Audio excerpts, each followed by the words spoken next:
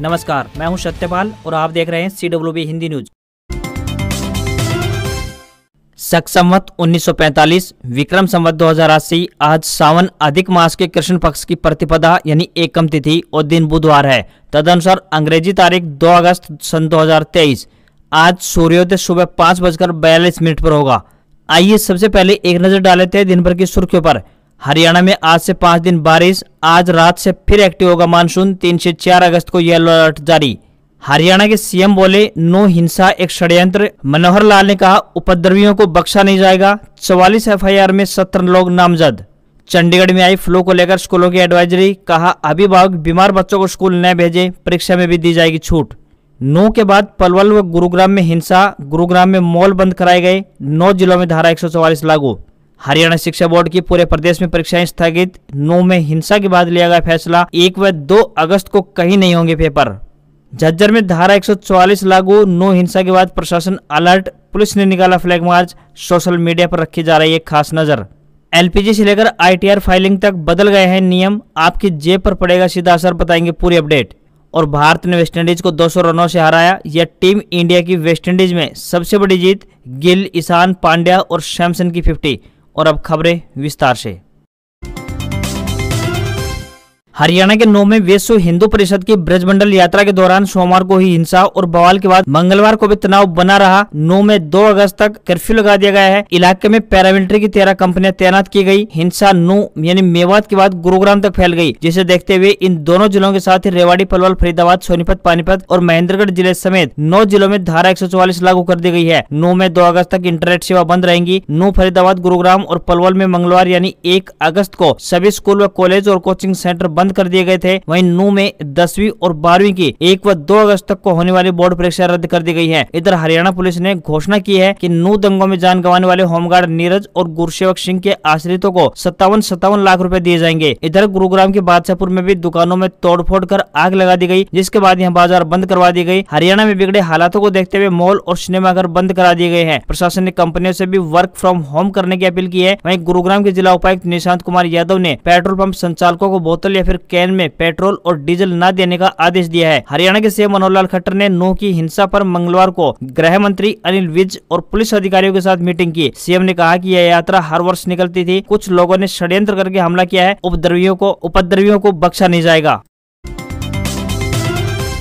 9 में सोमवार को विश्व हिंदू परिषद की ब्रजमंडल यात्रा पर समुदाय विशेष के लोगों ने पथराव कर दिया, इससे हिंसा भड़क गई। वहीं दोनों पक्षों में पत्थरबाजी और फायरिंग हुई। यह 9 के नलहड़ स्थित नलहरेश्वर मंदिर में जलाभिषेक के बाद बड़कली चौक से होते हुए फिरोजपुर झिरका के पांडवकालीन शिव मंदिर और पुन्हाना के सिंगार के राधा कृष्ण मंदिर तक जानी थी। पुलिस के मुताबिक दोपहर 1 बजे यात्रा बड़कली चौक पर पहुंची तो समुदाय विशेष के लोगों ने नारेबाजी करते हुए पथराव शुरू कर दिया। इसके बाद हिंसा बढ़ती गई। इस दौरान गुरुग्राम के होमगार्ड नीरज और गुरसेवक समेत अब तक 5 लोगों की मौत हो गई है। 50 से ज्यादा पुलिस अधिकारी, कर्मचारी और अन्य लोग घायल बताए गए हैं। हरियाणा की हिंसा का असर पड़ोसी राज्यों पर भी पड़ा है। राजस्थान के भरतपुर में अलर्ट जारी किया गया है। यहाँ के 4 इलाकों में इंटरनेट सेवा बंद कर दी गई है। यूपी से हरियाणा को जोड़ने वाली मथुरा की सीमाएं सील कर दी गई है। साथ ही मेरठ, अलीगढ़, मुजफ्फरनगर समेत हरियाणा से सटे यूपी के जिलों में भी अलर्ट जारी कर दिया गया है। उपद्रवियों को रोड पर 3 किलोमीटर में जो भी वाहन दिखाई दिया उसमें आग लगा दी गई। 500 से अधिक लोगों ने एक बस से टक्कर मारकर साइबर थाने की दीवार तोड़ दी तो वहाँ खड़ी डायल 112 की गाड़ियां भी जला दी गई। 9 में रेवाड़ी, गुरुग्राम, पलवल से अतिरिक्त पुलिस फोर्स भेजी गई है। पूरे प्रदेश में अलर्ट जारी किया गया है।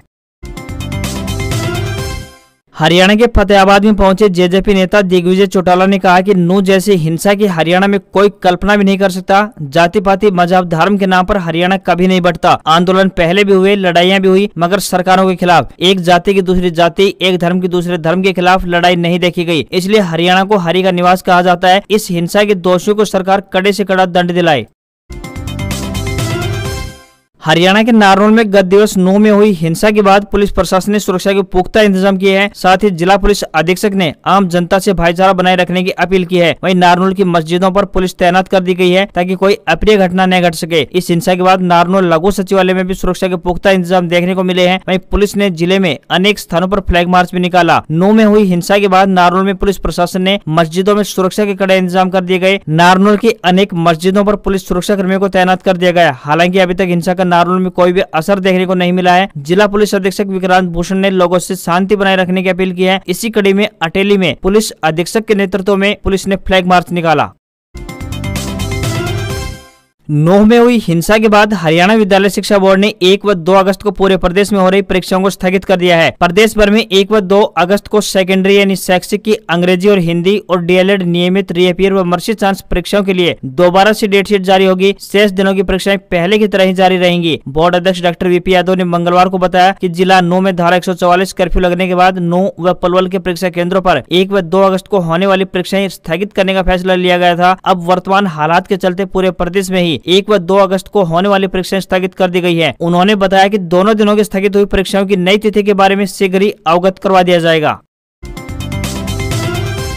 हरियाणा के 9 में हिंसा देखकर विपक्ष के नेता और वरिष्ठ कांग्रेस नेता भूपेंद्र सिंह हुड्डा सीएम मनोहर लाल पर भड़क गए। उन्होंने दिल्ली में प्रेस कॉन्फ्रेंस करके सरकार को घेरा है। हुड्डा ने कहा कि 9 में जो भी हुआ वह दुर्भाग्यपूर्ण है। मेवात में 1947 में कभी दंगा नहीं हुआ। अगर प्रदेश सरकार समय पर सही कदम उठाती तो यह दंगे नहीं होते। सरकार ने पुलिस की बजाय होमगार्ड नियुक्त किए हुए थे। प्रशासन को पहले ही पुलिस तैनात कर देनी चाहिए थी। ये सरकार की विफलता है। सीआईडी को पहले से पता था। सरकार को पूरी तरह से तैयार रहना चाहिए था। खट्टर सरकार के इस्तीफा देने के सवाल पर भूपेंद्र सिंह हुड्डा ने कहा कि अगर खट्टर सरकार जिम्मेदारी माने तो उन्हें इस्तीफा दे देना चाहिए। हरियाणा के गृह मंत्री अनिल विज के जवाब पर हुड्डा ने कहा कि यदि सरकार को पता था कि हिंसा सुनियोजित थी तो सरकार को तैयार होना चाहिए था। हुड्डा ने कहा कि सरकार इतनी सतर्कता अब दिखा रही है, यदि समय पर दिखाती तो हिंसा नहीं होती। चंडीगढ़ में आई फ्लू के बढ़ते मामलों को देखते हुए कुछ निजी स्कूलों ने अभिभावकों के लिए एडवाइजरी जारी की है। एडवाइजरी के मुताबिक आई फ्लू के लक्षण वाले बच्चों को स्कूल न भेजने की सलाह दी गई है। कुछ निजी स्कूलों में परीक्षाएं चल रही हैं। ऐसे में स्कूलों ने बच्चों को परीक्षा में छूट देने या फिर अलग कमरे में बैठाकर परीक्षा लेने का भी सुझाव दिया है। स्कूलों की एडवाइजरी के अनुसार माने तो बच्चों को आंखों को रगड़ने से बचाएं। बच्चों को बार बार पानी और साबुन से कम 20 सेकंड तक हाथ धोने के लिए प्रोत्साहित करें। बच्चों को अपनी आंखों को साफ रखने के लिए टिश्यू पेपर या फिर दूसरी डिस्पोजल चीज का ही इस्तेमाल करें। चंडीगढ़ पीजीआई में इस समय हर रोज 80 से अधिक आई फ्लू के मामले सामने आ रहे हैं। इनमें से ज्यादातर स्कूल के बच्चे ही देखे गए हैं।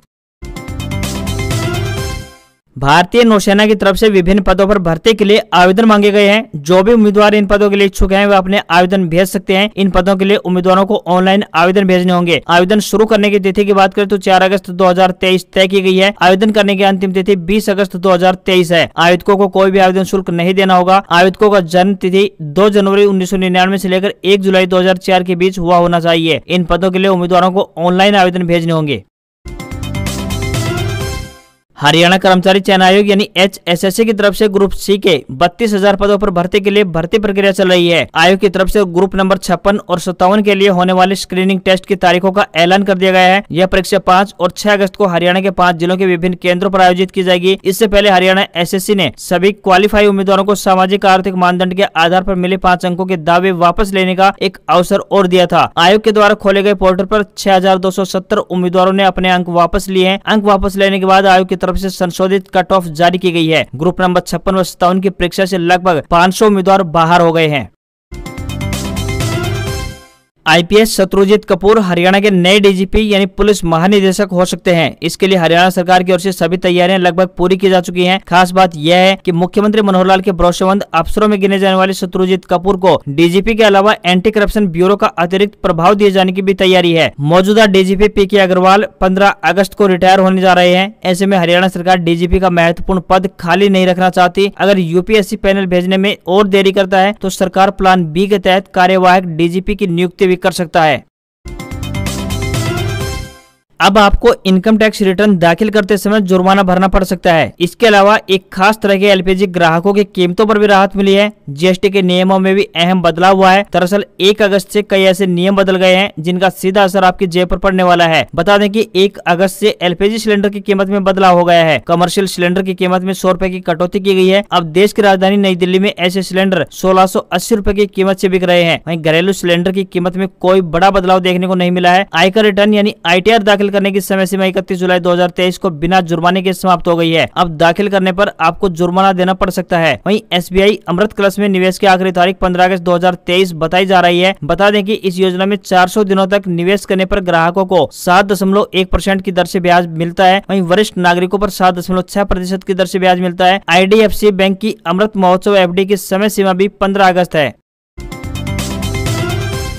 हरियाणा में क्लर्कों की हड़ताल के चलते कई विभागों में कर्मचारियों की सैलरी रुक सकती है। वहीं सरकार ने इस मामले में कुछ बड़े बदलाव भी किए हैं, जैसे अब रजिस्ट्री का अधिकार तहसीलदार को दे दिया है। बता दें कि क्लर्क बेसिक पे 19,900 रूपए से बढ़ाकर 35,400 रूपए की मांग पर अड़े हुए हैं। वहीं सरकार बेसिक पे 21,700 रूपए करने पर राजी है। आपको बता दें कि राज्य में 5 जुलाई से क्लर्कों अपनी मांगों को लेकर हड़ताल पर बैठे हैं। अब हड़ताल को महीना भर होने को आया है। हड़ताल खत्म नहीं होती देख सरकार ने सख्ती से पेश आते हुए नो वर्क नो पे का सिद्धांत भी लागू कर दिया है। इस सिद्धांत के मुताबिक सरकार ने तहसीलदारों को आदेश दिया है कि वे बिना क्लर्क के रजिस्ट्री करें, ताकि लोगों को किसी भी प्रकार की कोई परेशानी ना हो। इस हड़ताल के चलते सरकारी कर्मचारियों की सैलरी रुक सकती है। सप्ताह के पहले ही 2 से 3 दिनों के दौरान कर्मचारियों का वेतन उनके बैंक खातों में जमा हो जाता है, लेकिन यह तभी संभव होता है जब क्लर्क और अधीक्षक सैलरी बनाकर संबंधित अधिकारी के साइन करवाते हैं। सबसे अधिक परेशानी शिक्षा विभाग में आएगी, क्योंकि वहाँ एक ही क्लर्क है और उसी के पास इसके अधिकार है। विभागों के साथ साथ ट्रेजरी के क्लर्क भी बड़ी संख्या में हड़ताल में शामिल है। ऐसे में अब सरकार सैलरी को लेकर दुविधा में है कि किस तरीके से कर्मचारियों का वेतन समय पर दिया जाए। एकलव्य मॉडल स्कूलों में पोस्ट ग्रेजुएट टीचर यानी PGT, principal, accountant, junior secretariat assistant और लैब अटेंडेंट के 4000 से ज्यादा पदों पर भर्ती निकाली गई है। इस भर्ती के लिए आवेदन करने की आखिरी तारीख 31 जुलाई तय की गई थी। इसे अब बढ़ाकर 18 अगस्त 2023 तक आगे बढ़ा दिया है। पदों की संख्या 4062 रहेगी। उम्मीदवार ऑनलाइन माध्यम से EMRS की ऑफिशियल वेबसाइट emrs.tribal.gov.in पर जाकर एप्लीकेशन फॉर्म जमा करवा सकते हैं। वहीं दूसरी तरफ भारतीय सराफा बाजार में सोना और चांदी महंगा हुआ है। राष्ट्रीय स्तर पर 999 शुद्धता वाले 24 कैरेट 10 ग्राम सोने की कीमत 59,583 रूपए पहुँच गई है, जबकि 999 शुद्धता वाले चांदी की कीमत 74,428 रूपए पर पहुँच गई है। वहीं $1 का रेट 82 रूपए 34 पैसे के स्तर पर पहुँच गया है। आज खबरों में बस इतना ही। देखते रहिए हरियाणा का सबसे बेहतरीन news channel CWB Hindi news. नमस्कार।